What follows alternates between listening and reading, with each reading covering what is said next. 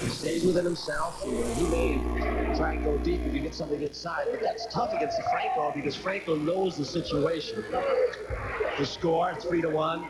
QB with power to tie it up, and chances are if he goes inside, it's going to be inside bad. He'll just keep it away with a changeup with a running fastball. Here it comes on 1-0. Foul back to the screen. Hubie had 90 RBIs last year. His best season in terms of run production was 1985 when he drove in an even 100 for the Expos.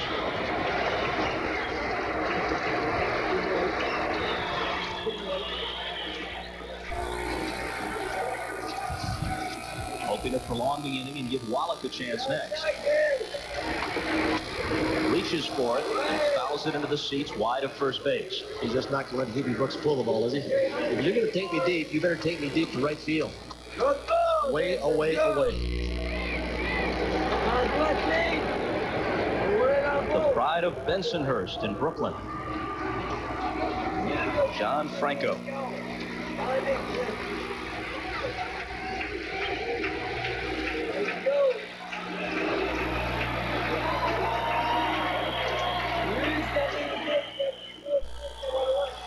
Peering in through the shadows to Jeff Reed.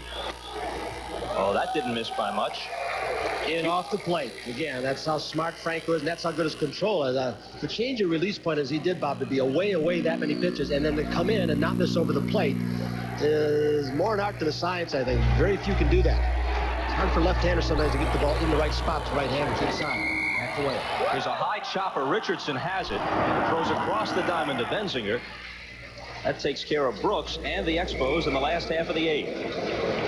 The Reds are 3 outs away from ending a losing. The man walking away in your picture, now sitting down, number 26, Van Snyder, tells the story of a broken season for the Reds about as well as any individual. Not that it's been his fault, but here's a team that many people thought to be the favorites in the National League West. They were in first place a little more than 6 weeks ago. They plummeted to fourth, 13 games out. Benzinger drills one to left. There's a leadoff single in the top half of the ninth as Raines guns it back in. And now the lineup is dotted with the Van Snyders and the others up from Nashville, which is no knock on them, but it's simply a patchwork roster right now. They've had more significant players on the disabled list than any team in baseball. When they are well, they are a very, very good team. In fact, almost an excellent team. And they're a team, even though, as you said, they finished second 4 years in a row, they've been growing. I mean, they are still relatively young with that second place under their belt, but the DL has destroyed their season. Richardson's first at-bat. He replaced Scotty Madison at third. Hesketh throws to first, and Benzinger's back.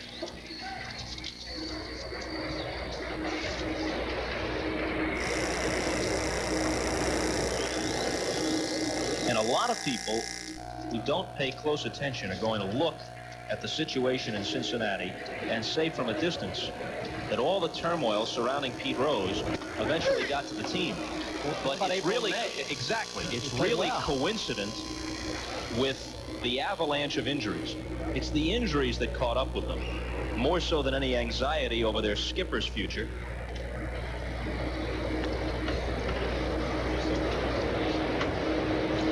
For his part, I don't think Rose has betrayed much, if any, dismay of his own to his ball club. There goes the runner. Richardson bunts at it. It's a good bunt. Hesketh makes the play, throws it away into right field. They're going to have runners at second and third. He didn't have any kind of grip at all. The runner was, in my mind, running completely in a legal fashion outside the line the last 45 feet. Hesketh tried to hurry and didn't have a grip. Squirted out of his hand into right field. The bunt run was on. Pete Rose starts his man off first base. Now he's way inside the line. Now he is back in right about legal territory. He's right on the line. Now you might think, watching this play unfold, that the scoring would be sacrifice, error one. It's single, error one. He's given credit for a hit, and then everybody moves up a base on an error. But clearly, if the throw is on target, they get it. There's been 3 calls the official scores made today that I don't completely agree with. The play on Duncan when he went to second, he gave him a double early on. That was one. That should have been a single. Went second on one pass last ball was given a wild pitch, and this one you can disagree with also. So now it's 2nd and 3rd, nobody out in the 9th. Hesketh to Reed, the catcher. The infield comes in. You say what you want about Pete. I don't think he has transmitted any anxiety of his own or any lack of attention to his club to his players. No. So it's just a glib analysis when people say that it's Pete's troubles that have dragged the team down. It's practical baseball troubles, namely injuries, that have hurt this club. And basically, when we were in the clubhouse before the game for a couple of hours, with Pete and the coaches and the players filtered in, I mean, he's keeping them in a relatively good mood because he realizes, and they do too, it's been injuries. And again this morning, I mean, they lost again yesterday, another tough ball game. Pete seems to be weathering it. Inside, we don't know what's happening. Outwardly, he is the same happy-go-lucky guy. On occasion, I've observed that he's become a little frayed around the edges, but what else would you expect? But he certainly hasn't crumbled. But do you think that's because of the allegations and the litigation going on right now, or that the team is playing badly? I get the feeling that Pete is blocked out once he put the uniform on, just like he did a previous divorce and everything else, and he's blocked that out, the outside stuff. When he comes to the ballpark, only losing bothers him. That's why maybe he's afraid at the edges. 2-0 pitch. Fouled into the seats. They're on a pace here at Olympic Stadium with another good crowd today to draw about 1.6 million. Now, in the early 80s, when they had contending teams that never quite made it all the way, they drew over 2 million regularly. Still, 1.6, 1.7 is a more than respectable figure.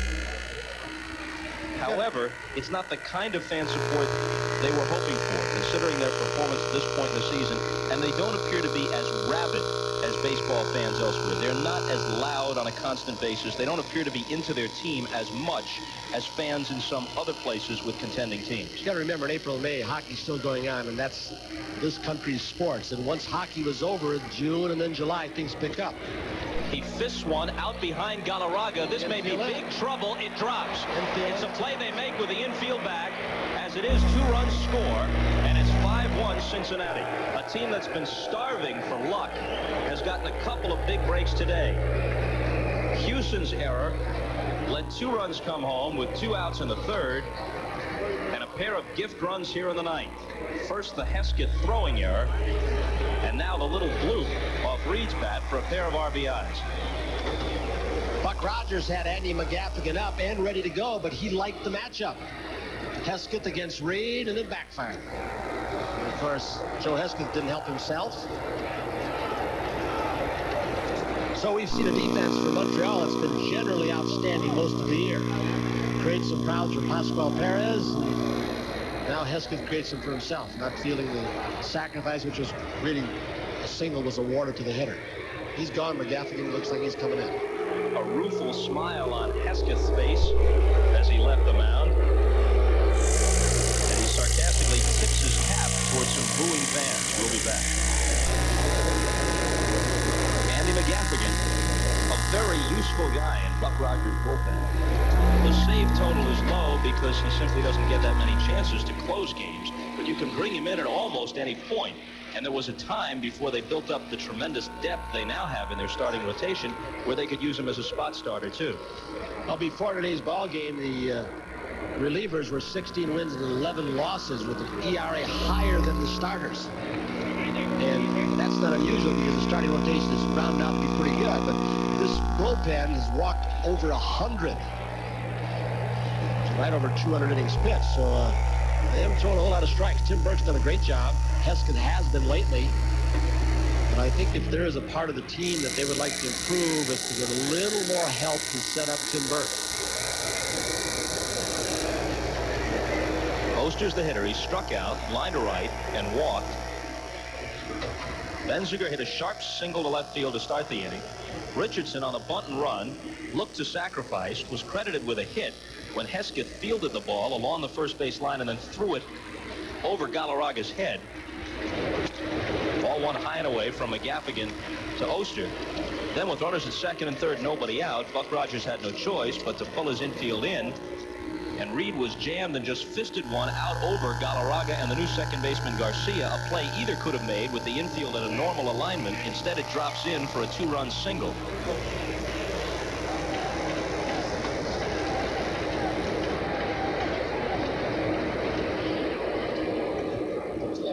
McGaffigan coming in has walked more than he has struck out. 26 walks, 23 strikeouts.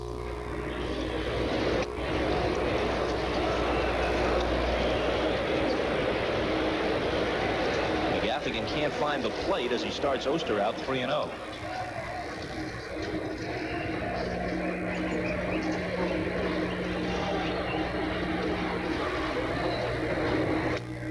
That one's in there. Let me correct the scoring on the ball Reed hit. I thought it might have been ruled a single and advanced to second as they tried to make a play on a runner coming home, but that wasn't the case. It was scored a double all the way for Reed on the little flare behind the first base bag.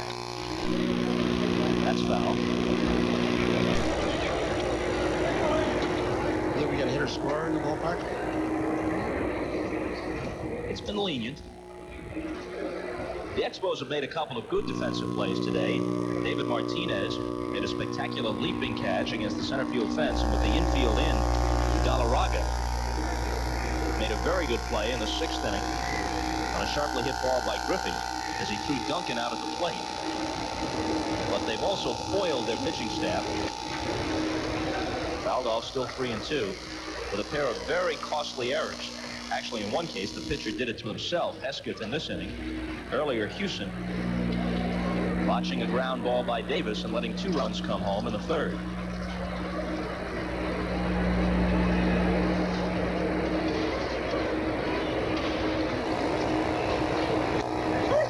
Oster is gone, and that's the 2nd time today that exact scenario has unfolded. Oster on a 3-2 pitch, tossing his bat away and heading for first, and each time being punched out by Terry Tatum. Pascual Perez, a breaking ball right on the corner slider, got him. This time it's a tailing fastball, down and away. I'll tell you what, the Santavenia is kind of clever. He caught that ball with the palm of the glove up so the umpire could get a longer look at it, looked at it right into the glove, and then he kind of caressed it in. He framed it nicely, didn't he? This is Franco's 2nd at-bat of the season. He struck out his only other at-bat. He was hoping there was a walk so we could try and lay it down and advance the 2 runners.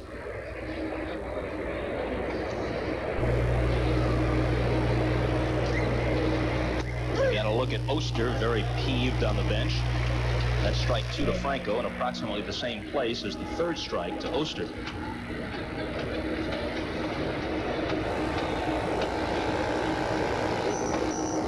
Looks like he means business up there. But his business now is to head back to the dugout. Not stickball in Brooklyn, Guido. Hey, if they were throwing him a Spalding off a handball wall with the strike zone chalked in someplace in Bensonhurst or over at Peter Stuyvesant High School or Brooklyn Tech, that'd be a different story. He knows what he's in the game for to do, and he does as well as any pitcher, any closer in the game the last 2 years. As you probably know, though you're a native of Wisconsin, you played for many years in New York. For some reason, a little pink rubber ball made by Spalding in New York City is known as a Spalding or a Pensy Pinky. Is it like a handball? Is it hard? Yeah, it's like a handball. Handball.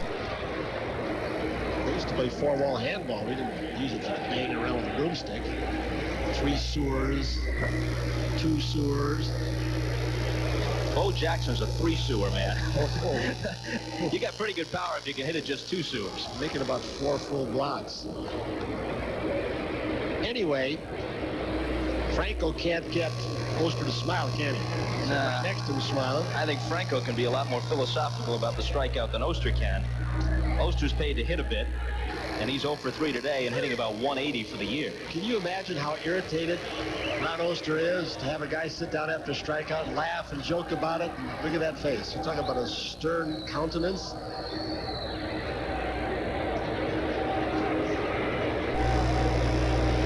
Gaffigan ahead of Winningham now 1-2. You know, for Ron Oster, too, he does know that after the knee surgery that you mentioned earlier, the courageous comeback, that the way he's been hitting, when Larkin comes back, his job may be gone. He may be become a utility player, or maybe even worse. Who knows? Because Duncan can play either short or second. A drive to right. Brooks back. And Hughie reaches up at the last minute to snare it. Broke in, didn't he? Took 2 steps in and then recovered somehow.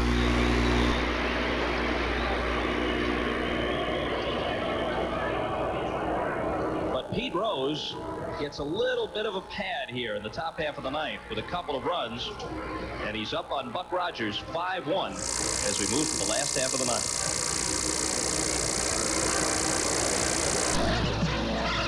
The Game of the Week has been brought to you by your Toyota dealer. Whatever car or truck you choose, you'll love the quality. Who could ask for anything more? By Burger King, where we do it like you do it. And by Reebok.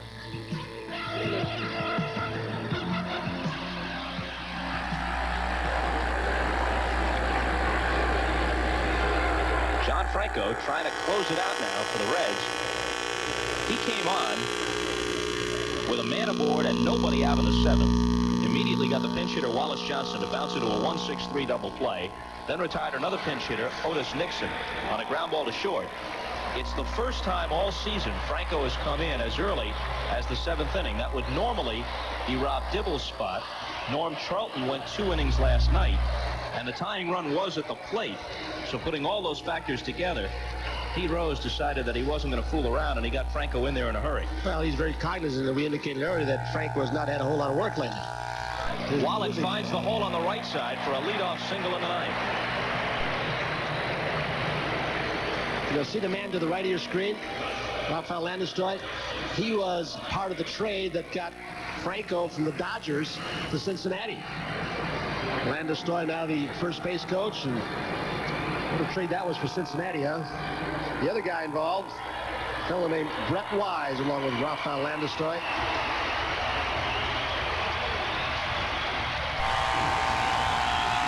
Those are the guys who went from the Reds to the Dodgers, right? In exchange for Franco. Yep.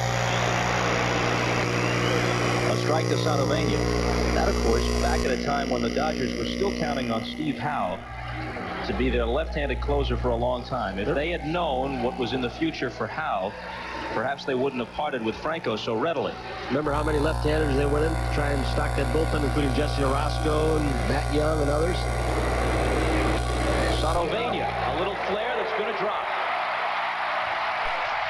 Well, now, if you're Buck Rogers, you're really sitting there shaking your head over the 2 runs, one of them unearned, allowed by Hesketh in the top of the ninth. This could be developing into an interesting situation. Rex Hudler's got the bat in the on-deck circle.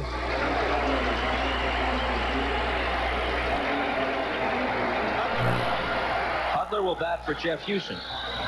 So Buck Rogers has Aldretti from the left side and Fitzgerald from the right side and left among position players. Another one of those projects by Buck Rogers, getting Hudler, as we said, and he's done a good job. Outstanding speed, plays second base. 3 of the 5 runs the Reds have scored today are unearned, leading 5-1. Expos with 2 on, nobody out. Bottom half of the ninth.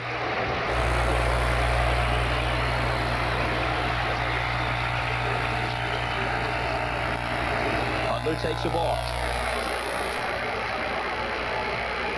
Wallach at second, Sanovania at first.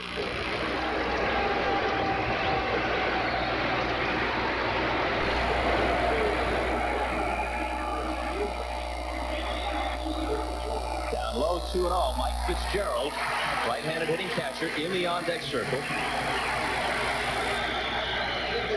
He'll bat for McGafferty.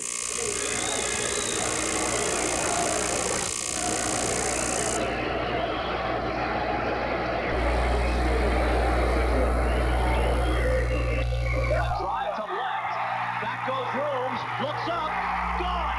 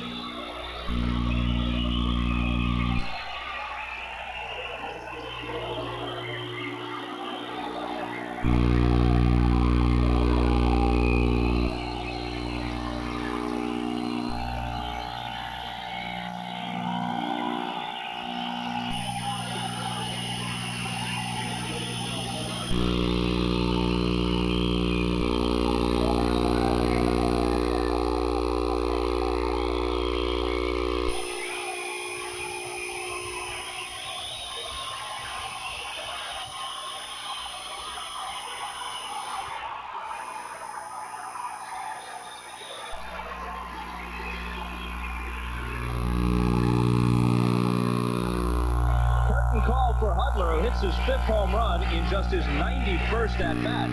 It's his 2nd home run pitch inning. He's now 4 for 16, and that's the improved bench we're talking about for Buck Rogers. Wonder if that's as much of a thrill as when his wife Jennifer, operatic star who's training, sung 2 national anthems here before one of the ball games. Only the 2nd time Franco's been taken deep all season. Now Fitzgerald, still nobody out, takes a ball. So would you like to backtrack about an inning and a half or 2 ago when you said the fans don't seem to want to get in the game here or not as enthusiastic or rabid? You ever heard that much noise? You got to go back to all this Minnesota in that dome during the playoffs. Quite loud. Well, that turned them on. We waited till the 9th, but they came alive. 2-0 now to Fitzgerald.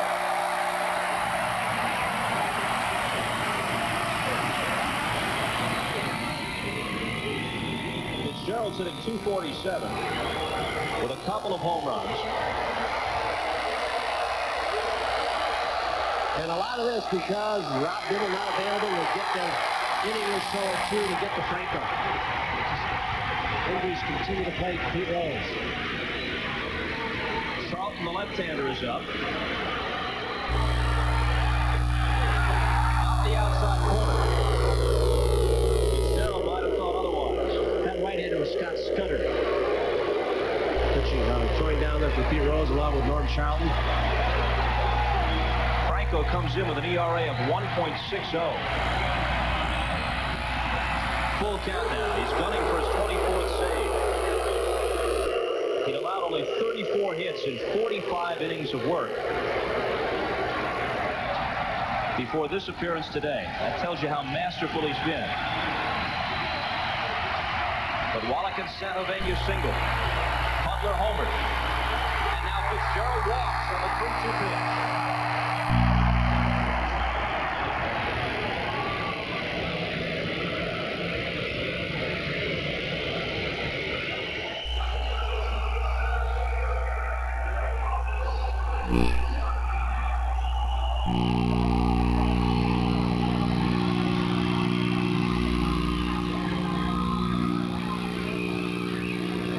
Richardson's going to come tight at the corner. Bendinger will be charging. They're trying to find out because with Fitzgerald, you don't have a lot of speed down at first base. And Aldretti is still there, the only position player. Rogers may have a pitcher for pinch runner, but Pascual Perez usually does that. And he's out of the ballgame. Pascual Perez has been used for a pinch runner a lot. So Nixon looking to sacrifice. Fouls the first one off. Something that Otis Nixon doesn't do very well. Beat out bunts or run very well. It's surprising for a guy with his speed. Dámaso García is on deck. Wants to bunt again. Gets it down. Good bunt. Play has to be to first.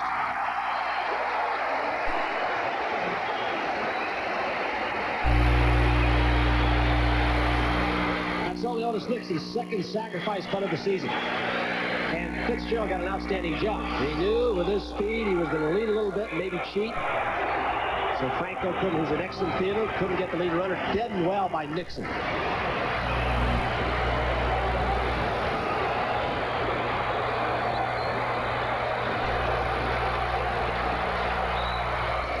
Garcia struck out as a pinch hitter for Foley, leading off the 8th. 1 out, and suddenly the tying run at second, bottom of the 9th. Go back! Look out! The Expos have won it!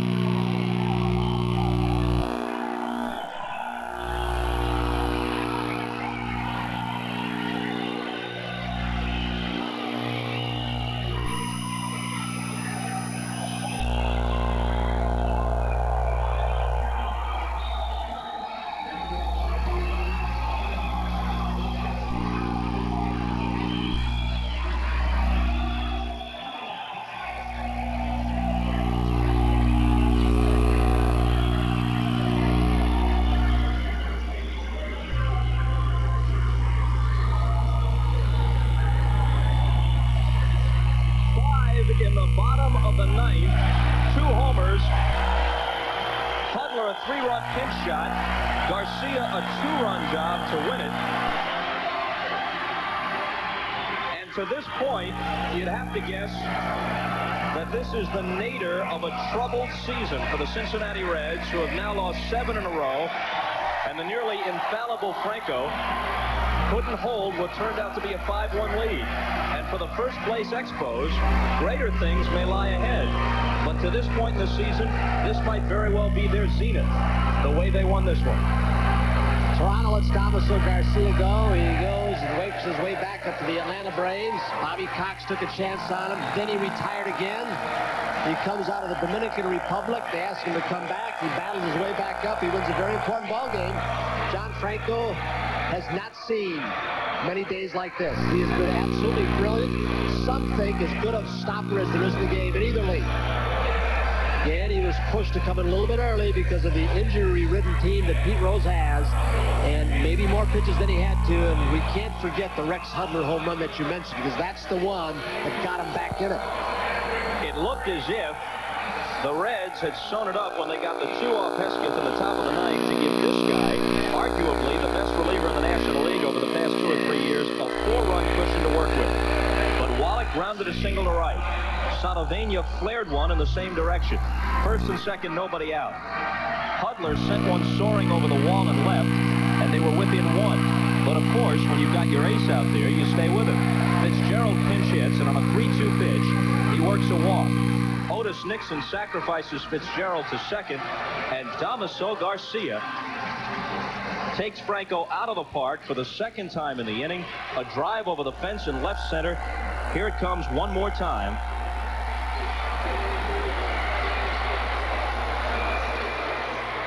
Dámaso Garcia, not known for his power. He gets a fastball almost right down the middle, belled high, and it just jumped off his bat.